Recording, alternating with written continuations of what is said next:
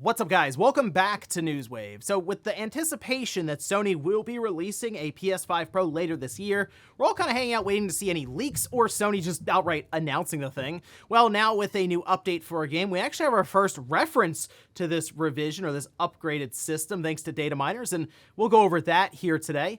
Also, we are going to be talking about what looks like a spiritual successor for Chibi Robo, this even having some of the people from that same team working on a Kickstarter project. And then we also had EVO over the weekend, which brought a pretty cool announcement as well as some hope for the future with Marvel vs. Capcom fans. So if you guys enjoy this video, make sure you hit that like button, helps out a ton. And if you're new here to the Spawn Wave channel, make sure you subscribe down below. And of course, members of the channel do get Newswave early. If you'd like to learn more about that, click the join button down below this video. And we're gonna start today with College Football 25. It is now out. All last week, people were posting clips and stuff as they were playing in early access, which did cost, I believe, $100 to basically get the jump on the competition and start playing the game ahead of time. But it is now out, and we do have some reviews that have come in so far, and we can see this posted up over on Metacritic, currently sitting on the PS5 at a score of 88, actually. Over on the Xbox, it's like 82 and an 83. It's been jumping around there a bit, but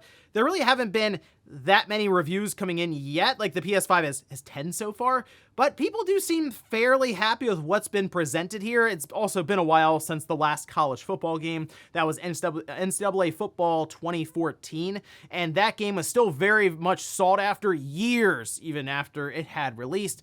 And it is good to see this for a football game based on what we've seen with Madden year after year now, just kind of being bare minimum effort. And the hope, I guess, would be that this competition within EA might spur on the Madden team or just the Madden product in general to get better, or at least decent, we'll say. But college football fans seem really happy, and we'll see how this continues along next to something like Madden for the years to come. But it seems like, at least when it comes to making money, they had more than 2 million players in early access at $100 a piece. Yeah, you could do the math on that one. Also, we did have Microsoft respond to that FTC filing that we talked about actually last week. And in fact, we can see them filing here, where they said that discontinued product did not offer multiplayer functionality. This is in reference to the FTC saying that their new offerings for Game Pass is actually a degraded product, specifically that Game Pass standard that's replacing console. Remember, they removed the day one release games going into that part of the service.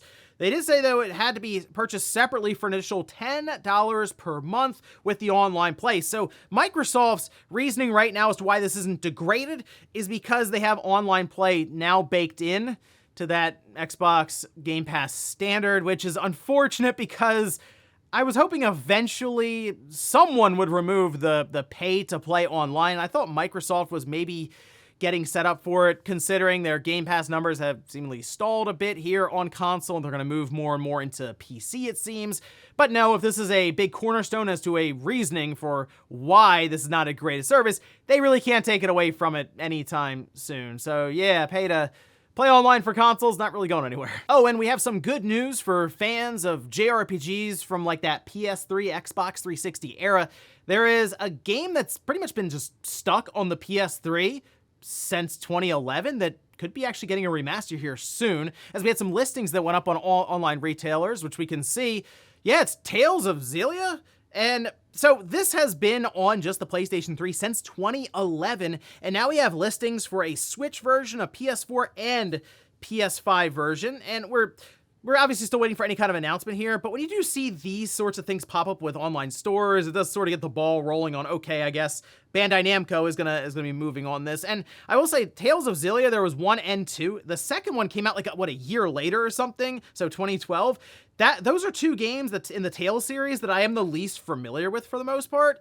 Like, back then, it was like, I remember Tales Symphonia really well, Vesperia, we also had like Berseria, but Xillia in general, the 2, I just don't really remember that much. So I would definitely be picking up a remastered copy of this game, even though Bandai Namco kind of been a little sketchy on things like Symphonia. I'd hope that this coming off of like the PS3 generation, they would have maybe a good build to put out there, but I guess we'll wait and see for when Bandai Namco is ready to announce it, which, hey, Tokyo Game Show right around the corner, so maybe we'll look towards that. And guys, with some of the quick news out of the way, let's get into the bigger stuff. Let's start right away with this PlayStation 5 Pro and how it has now appeared in a recent update for a game, that being No Man's Sky. Now, we do have a pretty sizable update actually, and I was looking at it thinking, should I go back to No Man's Sky? Because it has been a long time. I'm thinking like 5+ years since I have really even taken a look at No Man's Sky, like a legitimate look, not like, oh, it's coming out on the Switch, let's see the screenshots, stuff, like actually diving into it and giving it a solid 10 to 15 hours of playtime before I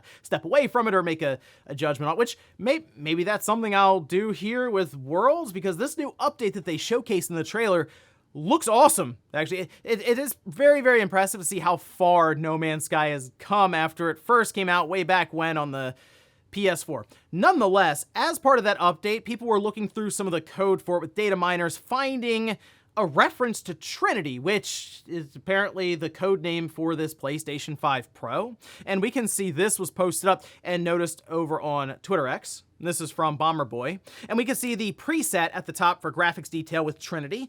And as people were looking through this, they were thinking, okay, maybe we'll see massive jumps or something that's really obvious and stands out. Well, it's not necessarily that massive. I mean, so the lowest dynamic resolution scaling factor was moved from 0.6 to 0.8 versus the current PS5, so it's not going to drop the resolution as low as it needs to, say, with the regular PS5 to maintain the frame rate. You also have some settings going from high to ultra, and that's kind of it. With what we're looking right now with the PlayStation 5 Pro, it's sort of lining up with what I was expecting is if a game is dynamic 4K, it will be closer to true 4K on the PS5 Pro, because I still think you're going to have games that have to scale down below 4K to maintain a frame rate, as we're seeing here, giving it the leeway of going to 0.8. So yeah, you're going to see resolution still shift back and forth. And of course, that will also depend on the target frame rate. There'll probably be plenty of games that just hold at 30, and they want the most they can when it comes to resolution, and it will just maintain a true native 4K. The big aspect for the PS5 Pro that seems to be going around right now is, one, the upscaling technique that they'll be using, but two, ray tracing. Ray tracing seems to be a big focus at this time, and even utilizing stuff from AMD's like next generation architecture to make it happen. Those are things that are currently being discussed right now, and maybe the PS5 Pro can sell itself on ray tracing. I don't necessarily think that's going to be enough. So sure, they can talk about frame rate, which to me is something I'm most interested in, as there are still many games that I'll play that it's like a sketchy 60 FPS performance mode. Like I went back to Final Fantasy 16 recently to go back through some of the DLC, and it's so sketchy when it comes to the frame rate. It's all over the place, and it's pretty frustrating. Even like Elden Ring isn't great necessarily with some of the frame rate issues it can have. So for me, as someone who's just like a tech enthusiast, I mean, I'm there for the PS5 Pro if it can, say, alleviate some of those frame rate issues. Turn on ray tracing, why not? 4K can be better in certain games, but I don't think this is going to be that kind of marketing push they had with the PlayStation 4 Pro, where it was just, hey, it's 4K, and that's it. And it was much easier to sell. Now it's going to be like, okay, PS5 Pro, 8K. And then everyone's going to go, okay, well, I don't have an 8K TV. Okay, well, it's better 4K. Like that ray tracing. They'll be able to do some good side-by-sides, and I'm sure it will look better, but will it be enough to push people to buy what potentially could be a $600 plus system? That we'll have to wait and see. But yes, you're going to start seeing more and more updates, I'm sure, come out for different games or even newer games that get data mined, and we should see more and more references for Trinity, probably going into Tokyo Game Show, which is around the time period that I expect Sony to start talking about this thing, most likely with a full-on announcement. Next up, let's talk about koROBO. At least that's how I think it's pronounced, but this is apparently a spiritual successor to Chibi Robo. There's a full trailer that was released, and when you see it, you're going to look at that, okay, yeah, obviously, they're taking a lot of inspiration from Chibi Robo, which, in and of itself, was such an interesting time period in video games, because this is around that point where you saw the creativity that we see right now in indie games be represented on store shelves just about across the board. That PS2, GameCube, Xbox era, publishers, developers were trying all kinds of randomness just to see what would work. A lot of that obviously had to do with just development budgets being lower, but Chibi Robo was right there with things like Mr. Mosquito, another strange one, Dog's Life. There's so many weird ones that tried to gamify what seemed like very basic tasks within games, or playing the role of a dog or mosquito, something like that. This, though, has a story that unfolds inside Tom's family apartment in, they say, Brooklyn, so I guess that's a typo. It's on purpose, right? Changed to Brooklyn, New York. Players take on the role of the pint-sized hero as koROBO. They will help out the family, perform tasks around the home, meet the many denizens that inhabit the apartment building, and defend Tom and those he loves from a mysterious enemy.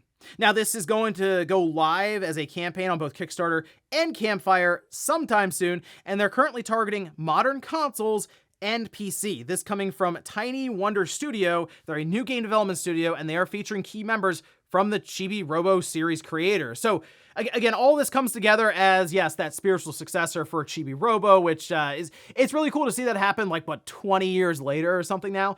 It's still Kickstarter, and I do tend to be still kind of like hesitant necessarily to start showing off Kickstarter projects.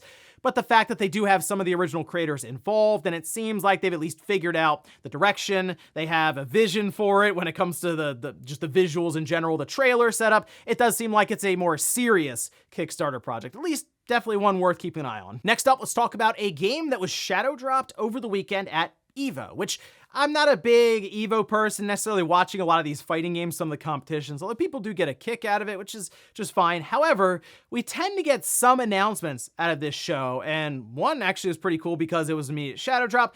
The other one we'll get to that is giving hope to Marvel vs. Capcom fans. First, though, let's start with the shadow drop here, as it did release on PC over the weekend and is out on consoles right now. And this is SNK vs. Capcom SVC Chaos. Now, this was released back in 2003, and it features 36 playable characters from, you guessed it, SNK and Capcom. A lot of for SNK comes from like King of Fighters, sure, but still, bunch of characters that are crossing over here. They have a tournament mode, hitbox viewers, a gallery with 89 artworks, rollback netcode for online play. So there's a lot going on here, obviously, for fighting game fans or fans who have nostalgia for this game.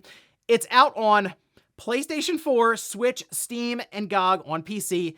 There's no Xbox version. This one in particular is a weird case because, so back when it came out in 2003, in Japan, I know it had released on the PlayStation 2, but in North America, it was exclusive to the Xbox. There was some like issue with like rights, I can't remember, but either way, it had only released on the Xbox in North America on the original system, and here it is now not getting that Xbox release, which again looks really bad. But I will say we've had the explanation now from Capcom a couple of times technically. We've also had like information just put out there through reports that it has to do with some of the back-end development between Capcom and Xbox, and Capcom not having a team set up or a pipeline set up to get these games moved to Xbox. And also technically look at on the PS5, there's no PS5 version, just a PS4 version that's working through backwards compatibility. So this is once again the situation we saw with Marvel vs. Capcom 2, that collection. People were really excited about 2 obviously, but that collection not being on the Xbox. Same kind of thing here. It's just looks a lot worse because this was an Xbox original game back then in North America. But certainly a really cool announcement for fighting game fans. It's available, I saw on Steam and GOG again for $19.99, and it should be up today for PlayStation 4 and Switch. We'll see if Microsoft can get their end figured out with Capcom for some of these different fighting game collections and this pipeline that keeps getting brought up. And hopefully they can resolve that here at some point in the future. And in our last bit of news, I did want to stick with EVO and Capcom, as there was some discussion around the Marvel vs. Capcom, like the collection that had been unveiled prior at Nintendo's Direct, and it was very, very exciting for fighting game fans, as well as fans of Marvel vs. Capcom 2, because there's an entire campaign to try to bring this thing back to modern consoles, and now it is happening. Again, unless you're an Xbox owner, but still, nonetheless, this has, of course, led to people wondering, is there a future for just Marvel vs. Capcom in general and maybe a brand new entry? Because it didn't exactly end on a high note, at least with the most recent release. But we can see this. This is posted up. This was in an exclusive interview with Dexerto with Shuhei Matsumoto, the producer of Street Fighter VI and Marvel vs. Capcom Fighting Game Collection, saying the development team at Capcom has big dreams. Maybe there is an opportunity for a new Marvel vs. Capcom game. Maybe there is an opportunity for a new Capcom-based SNK game. I don't know, but if that were to happen, that would take some time and effort in order to create and release those kinds of games. But the short term with what we can do now is at least reintroduce these past legacy games to a new audience, to people who may not have the opportunity to play it because it might not be out on modern or current platforms. What we can at least do now is to show that, hey, this series exists. We love these games. We hope that you do too. And maybe in the future, and maybe if people get to familiarize themselves with these series, then there may be future opportunities to make bigger games. And that is obviously the big hope here, is that these collections just bring more interest to the series, to the franchise. Specifically, obviously, people are asking for Marvel vs. Capcom, the next one. And what's really interesting about that now is Disney, of course, controls X-Men. Like, they have everything wrapped up that really Capcom would need from that end with Marvel.